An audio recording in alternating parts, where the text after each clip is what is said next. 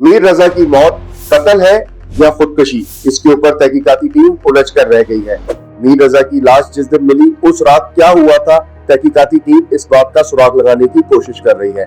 दूसरी तरफ जो है एजेंसीज जो है मीर रजा के कत्ल के बाद सरापा एहतजाज है, पुलिस के ऊपर प्रेशर है और आज एडिशनल की कराची ने बाकायदा तौर के ऊपर एक तहकीकाती टीम बना दी है ताकि जो शवाहिद मिले हैं उसमें अब तक की क्या तहकीकात है वो हम आपको बताते हैं। जगह से लाश मिली वो एक नर्सरी की जगह थी, वहां से मीर रजा की लाश मिली जो कि एक काफी ज्यादा खराब हालत के अंदर थी और उसके सीने के ऊपर एक गोली लगी हुई थी।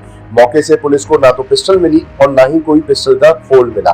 फिर पुलिस ने तहकीकात को आगे बढ़ाया और मीर रजा के बारे में शिनाख्त हुई कि मीर रजा एक वो नौजवान है जिसने कम उम्री में कारोबार का आगाज एक छोटे पैमाने पे किया और बाद में उसने उसको बड़ा बिजनेस बना लिया। यहाँ से एक नया टर्न आया कि क्या ऐसा नौजवान जो कि एक छोटे से बिजनेस का आगाज करे और उसको बड़े बिजनेस तक पहुंचा दे और कराची में उसकी 2 आउटलेट्स हो जाए, क्या वो खुदकुशी कर सकता है या नहीं, या उसको कत्ल किया गया। इसके ऊपर तहकीकाती टीमों ने तहकीकात को आगे बढ़ाया। तहकीकात के दौरान सीसीटीवी फुटेजेस मिली, लेकिन उस मुकाम की सीसीटीवी फुटेज नहीं मिल सकी जहां पे मीर रजा की लाश मिल सकी। सिर्फ उस मुकाम तक मीर रजा को जाते हुए एक फुटेज के अंदर देखा गया, एक गाड़ी में बैठते हुए देखा गया और एक मुकाम के ऊपर जो पुलिस को सीसीटीवी मिली जहां से वो मीर रजा पिस्टल उठा रहा है और पिस्टल अपने दराज से निकाल रहा है, वो फुटेज मिली। फिर सवाल वही आता है कि उस रात क्या हुआ, मीर रजा ने खुदकुशी की या कत्ल किया गया।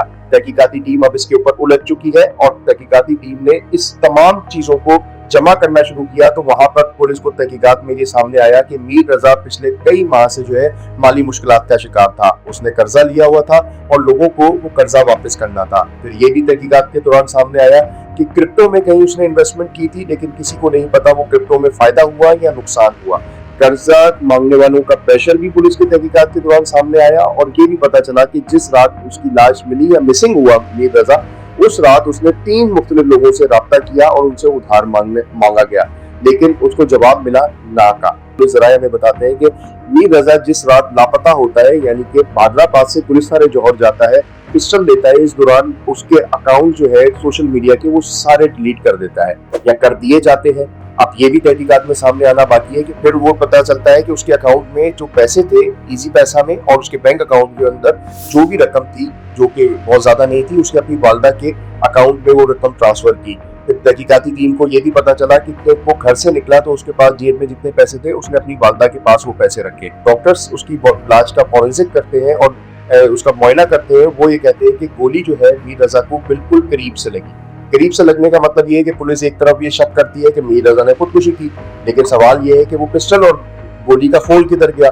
पुलिस को अब तक वो पिस्टल नहीं मिली और वो फोल नहीं मिला। सवाल ये है कि मीर रजा की लाश की हालत 2 दिन के अंदर इतनी ज्यादा पोशीदा कैसे हो गई, इसका चेहरा जो है मस्क कैसे हो गया। लोग हैं जो मीर रजा के लिए एहतजाज करते हैं, वो ये मानते हैं कि मीर रजा को ब्रूटली तरीके से कत्ल किया गया, उसका चेहरा जो है मस्क किया गया। जिस जगह पे लाश मिली उस जगह पे किसी ने गोली की आवाज नहीं सुनी। पौधों की जो नर्सरी होती है उस जगह के ऊपर कोई ना कोई बंदा जरूर रह रहा होता है, तो अब उनका भी बयान लिया जा रहा है कि उन्होंने किसी की गोली की आवाज सुनी या नहीं सुनी। सारी चीजें उलझ के रह गई हैं। इसके लिए एडिशनल कराची ने एक कॉम्प्रिहेंसिव जो है वो तहकीकाती टीम बना दी है। मीर रजा की उस रात जिस रात मिसिंग हुआ वो क्या हुआ, कत्ल हुआ या खुदकुशी हुई, इसके ऊपर पुलिस ने तहकीकात करनी है और उसके सवाल लोग मांग रहे हैं।